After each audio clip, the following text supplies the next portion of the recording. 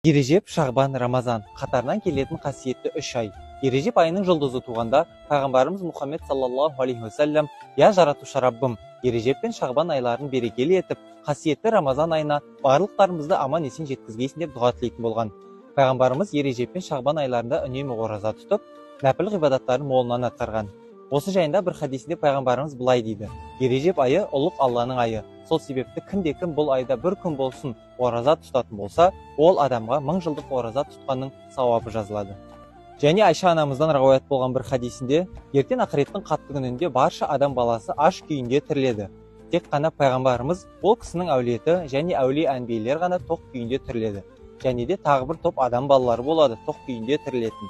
Ол адамдар осы Ережеп айының құрметіне ораза ұстаған адамдар" деп рауаят етілген.